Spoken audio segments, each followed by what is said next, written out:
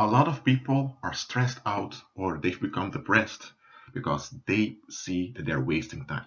They want a way out of their problems to enjoy life more. Why? Because they don't want to waste time. They think life is short, so you need to live now. Their whole mindset is about not wanting to miss out on stuff. Or wait, hold on a minute. Forgive me. It's not their whole mindset, but their mindset goes into the direction of not wanting to miss out on something. So it's a fear-based mindset. That brings me to the following. Wasting time is impossible. It's practically impossible to waste time. You know what happens? In order to counter, well, let me say not counter, in order to count moments, we developed clocks. So clocks measure the passage of time. It measures the day. We divide the days in 24 units, and each unit has 60 subunits. And those subunits also have subunits, which are called seconds. And you can go down further from there, but that's often impractical for human brains to process on a cognitive level. So that division, 24 hours, each hour is 60 minutes, each minute is 60 seconds. That's the division we have. And it's an accurate division for the most part. So that's a division we made. And we divide our moment from cradle, when we are born, to the grave based upon this division of the clock. So we divide our moments in seasons, not natural seasons like summer and winter, but in seasons constructed by the world.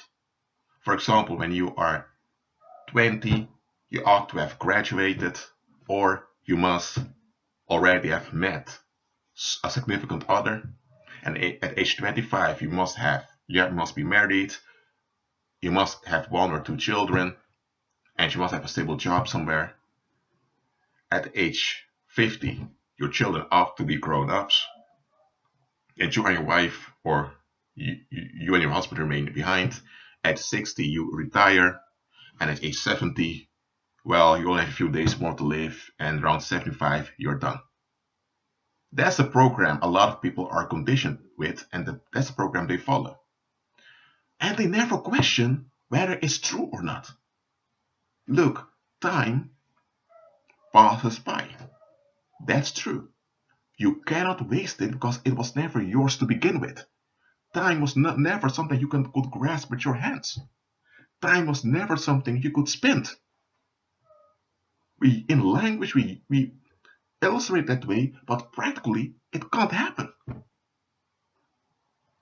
You can pick up, let me say, you can pick up water in a bucket, and you can spend it by watering plants, or you can spend it by drinking it, or you can throw it on the ground.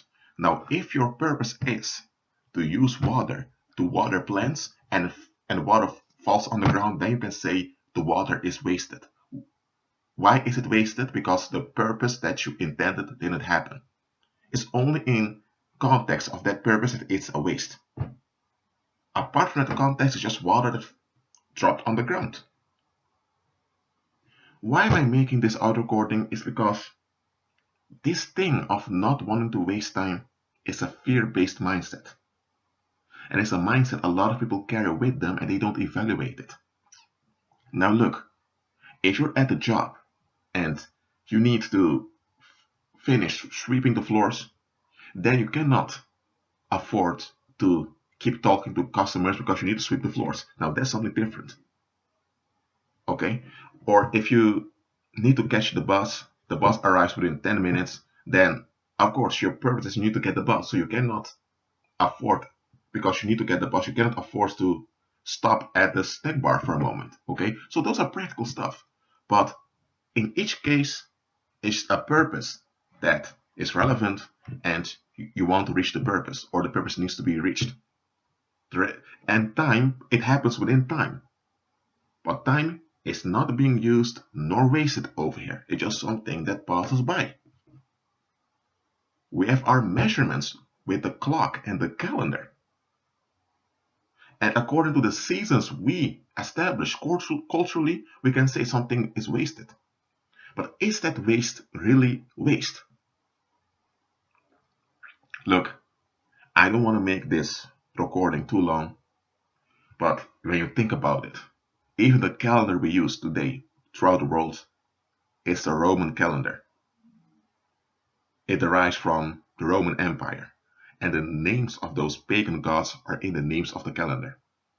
Now, is there anything wrong with you using the name January or March? No, those are just names. But realize they have their pagan origins. Doesn't mean now that if you say January that you are sinning. No, absolutely not. But understand, the division of the calendar itself has a psychological effect on people. A psychological effect they often don't realize themselves. So, about wasting time is a collective conditioning to operate in what we call society. And look, you are in the world, so you ought to be operative in the world. So yes, you do have schedules, you do have dates, you do have clocks. Those are all practical stuff. But way too often, the clock and the calendar control us. We are in the grip of the clock and the calendar, instead of us using the calendar and the clock as an instrument to serve our ends.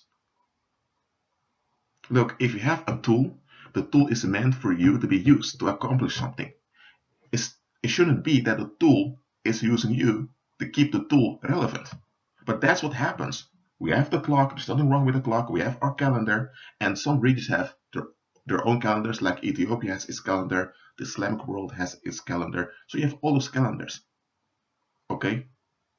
So we can use the clock and the calendar. But too often the clock and the calendar is using us. And we're not aware of it. We are serving the calendar, we are serving the clock. And that's why we don't want to waste time. That's a trap of the mind that I've just revealed onto you. Now I'm going to close this recording now. Just agree with Christ.